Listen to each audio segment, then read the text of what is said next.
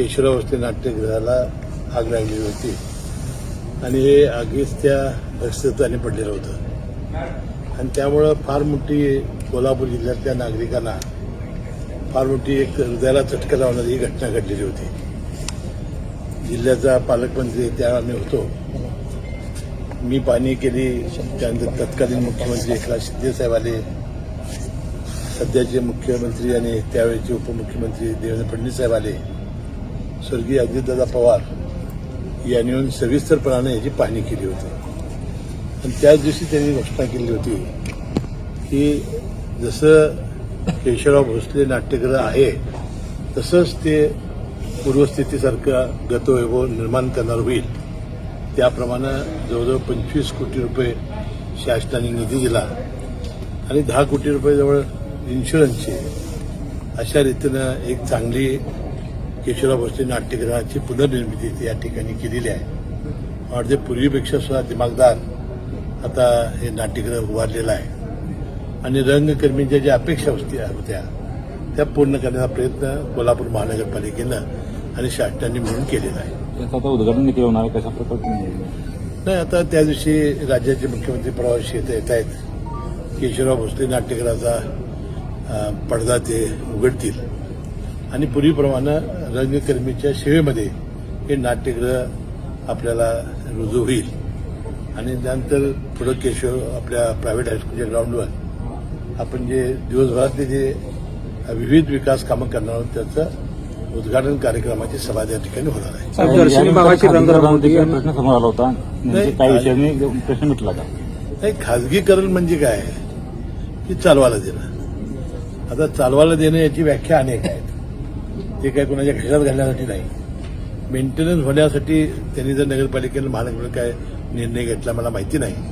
मी अधिक माहिती घेऊन तुम्हाला सांगेन. परंतु अनेक गोष्टी शासकीय ज्या असतात त्या मेंटेनन्ससाठी थोडं चालवायला देणं हे इष्ट असतं असं माझं मत आहे.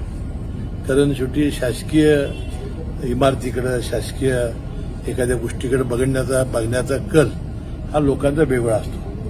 आता आम्ही कागलला बोटिंग क्लब फार मोठं तयार केलेलं आहे. आम्ही ते सुद्धा चालवायला दिलेलं आहे निविदा काढून. तर त्याची स्वच्छता राहते, मेंटेनन्स राहतो, त्याची चांगली दुरुस्ती राहते आणि हे करायचं असेल तर ह्या गोष्टी कराव्या लागतात. आता महानगरपालिकेनं या केशवराव भोसले नाट्यगृहावर काय निर्णय घेतलाय मला माहिती नाही. ही माहिती घेऊन तुम्हाला माहिती देईल. पण रंगकर्मींचं असं मत आहे की याच्यावर वचक राहणार नाही. जी दंड असते रक्कम असतील ती वाढवली जाऊ शकते अशी शक्यता वर्तवली जाते. तर ते ठीक आहे. त्यांच्या ज्या भावना असतील त्या महानगरपालिकेचे महापौर आणि सर्व नगरसेवक ऐकून घेतील आणि त्यांना योग्य ते सन्मान करतील. साहेब, दर्शनी भाग असेल किंवा इतर बाहेरची जी कामं आहेत तेवढी अपुरी आहेत तरी देखील नाही ते आता उद्घाटन हे बघा, कुठल्याही सरकारी गोष्ट असेल किंवा निमसरकारी गोष्ट असेल त्याला तारीख ही झाली की आपोआप गोष्टी होतात. कागलमध्ये सुद्धा राजाजी शाहू महाराजांच्या पुतळ्याचं स्वप्न आता साकार होते ते आणि त्याला धरून सीपीआर आणायचं. आपल्याला कोल्हापूरमध्ये सीपीआर हॉस्पिटलमध्ये जवळजवळ 600-700 कोटी खर्च करून आपण नूतनीकरण केलेलं आहे. त्याशिवाय आपल्या अद्ययावत सगळ्या व्यवस्था आपण सीपीआरच्या केलेल्या आहेत. तिथं नवीन इक्विपमेंट आणलेले आहेत, सुसज्ज आपण तिथं ऑपरेशन थिएटर्स केलेले आहेत. अनेक सुविधा ज्या नव्हत्या त्या करण्याचा प्रयत्न केलेला आहे आणि त्याचंही आपण लोकार्पण त्या दिवशी मुख्यमंत्री महोदयांच्या हस्ते आणि सुनेत्रा पवार यांनी आमच्या उपमुख्यमंत्री यांच्या अध्यक्षतेखाली होणार आहे. केशवराव भोसले नाट्यगृहाचं आणि काम मग छत्रपती शाहू महाराजांचा पुन्हा कीर्ती पुतळा आम्ही कागलमध्ये जो उभा केला आहे त्याचं अनावरण ते करतील आणि शेतकरी मेळावा आम्ही तिथे ठेवलेला आहे आणि त्या शेतकऱ्यांना ते मार्गदर्शन करतील. नाट्यगृहाचं काम पूर्ण झालंय मात्र 1 वर्ष पूर्ण झालं.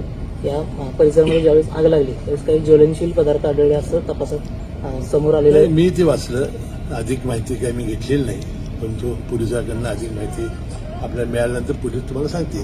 पण याच्यामध्ये दिरंगाई केली जाते का? कारण 1 वर्ष झालं याच्यामध्ये काहीच त्याच्या बाबत पोलिसांनी केलेलं नाही. मी आपल्या जिल्हा पोलीस प्रमुखाशी बोलीन त्याबद्दल आणि लवकरात लवकर काय खरी वस्तुस्थिती आहे ते जनतेसमोर आणावं असं मी त्याला सांगेन. जसं रंगकर्मीचं हे दालन तयार झालं तसं कुस्त्याचं मैदान अजून तयार झालं नाही. कुस्त्यांच्या मैदानासाठी तुम्ही काय मदत करता? नाही, आता महानगरपालिकेच्या लोकांनी आता त्यामध्ये लक्ष घालतील. आता थोडा पावसाळा कमी झाल्याकडे त्याही तिकडेही लक्ष देतील. त्याला जिल्हा नियोजन मंडळातून काय निधी द्यायचा असेल तर आम्ही सगळे आमदार मिळून देऊ त्याला. दादांच्या निधनानंतर खरं तर अर्थ खात्याबद्दल अनेक शक्यता वर्तवल्या जात होत्या. आता नेमकं काय त्याबद्दल अंमल मिटकरीने देखील ट्विट केलं की अर्थ करतं राष्ट्रवादी. तर अर्थ खातं हे राष्ट्रवादीचं होतं, राष्ट्रवादीला मिळेल. अमित शहा साहेबांनी सुद्धा तशी प्रकारचं भाष्य केलेलं आहे. आता लोकसभेचं अधिवेशन सुरू असल्यामुळे सगळे लोक हे गडबडीत आहेत. सगळं कर्जमाफी योजना मुख्यमंत्र्यांनी जाहीर केली त्याच्यात अंमलबजावणी होणार आहे. मात्र अनेक शेतकऱ्यांचा दावा आहे की यातून निकष जे आहेत त्यातून शेतकरी बसत नाहीत आणि त्याचा कर्जमाफीचा फायदा होणार नाही. नाही, एकंदरीत जी आपण 64 लाख शेतकऱ्यांची 36,000 कोटीची जी कर्जमाफी केलेली आहे त्यामध्ये अनेक शेतकऱ्यांना त्याचा लाभ मिळणार आहे. ज्यांची 2 लाख रुपयेपर्यंतची थकबाकी आहे त्यांनाही कर्जमाफी मिळणार आहे. आणि जे नियमितपणानं 2 वर्ष 23, 24, 24, 25 जी नियमित भरणारी 2 वर्ष 3 वर्षापैकी ज्यांनी थकबाकी भरली असेल, नियमित कर्ज भरले असेल तर 50,000 प्रोत्साहन अनुदान देणार आहे. आता यामधील काही गोष्टी शेतकऱ्यांची राहून गेल्या असतील ते निश्चितपणानं मंत्रिमंडळाच्या बैठकीत आता त्यामध्ये एक असं होतं की शेतकरी मृत झाला असेल या दरम्यान तर मग त्याची आयडी ती फार्मर आयडी होत नाही ॲग्रिस्टेक, तर त्याचं काय करायचं. किंवा सगळ्या भावांनी मिळून वडिलांच्या नावावर जमीन आहे खरं भावांनी एकट्याच्या नावावर कर्ज काढलं, 7-12 त्याच्या नावावर नसल्यामुळं ते ॲग्रिस्टेक होत नाही.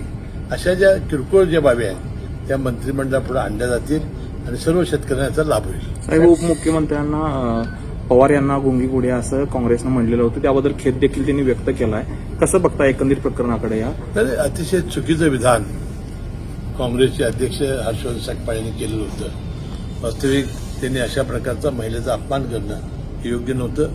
वास्तविक सुनीत्रा पवार वहिनी या उपमुख्यमंत्री आहेत, त्या काटेवाडी गावच्या सरपंच राहिलेल्या आहेत, त्या लोकसभेत त्यांनी निवडणूक लढवलेली आहे, अनेक भाषणं केलेली आहेत आणि अनेक प्रकारच्या आता त्या उपमुख्यमंत्री आपल्याला सामोरं जात आहेत.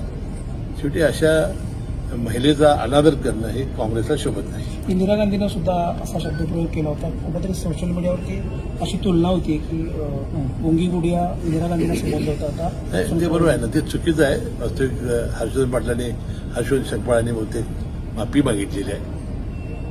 शिवसेनेच्या सुनावणी दरम्यान सर्वोच्च न्यायालयाने एक टिप्पणी केली, राजकीय पक्ष जे आहेत ते लोकशाही तत्वानुसार चालतात का, हा प्रश्न केला उपस्थित सर्वोच्च न्यायालयाने. नाही, गेल्या वेळा सुद्धा सर्वोच्च न्यायालयाने अशा अनेक टिप्पण्या केलेल्या होत्या. आता सुद्धा ती टिप्पणी केली आहे. आता निर्णय काय येते ते बघू आपण. पण अशा पद्धतीने कुठेतरी दुरुस्त्या केल्या जात आहेत राजकीय पक्षांमध्ये, कुठेतरी लोकशाहीलाच धोका आहे म्हणायला पाहिजे. आता काय सर्वोच्च न्यायालयात बोलणं काही योग्य नाही. खरं तर मोहन भागवत यांनी काल जयंती संवाद साधला. कसं बघता याकडे? दिल्लीचं त्यांनी आंदोलन योग्य काम केलं त्यांनी.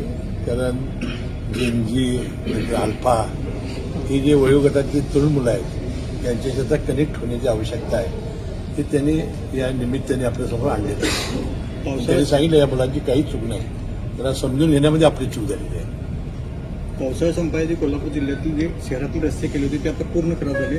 पुन्हा एकदा तुम्ही पालकमंत्री असताना गेल्या 100 कोटी आले होते, त्यानंतर निधी आलाय काय आणि कशा प्रकारे रस्त्याच्या? आता कोल्हापूर महानगरपालिकेचे प्रश्न आता इथं आयुक्त आहेत, महापौर आहेत, त्यांना विचारलं बरं होईल.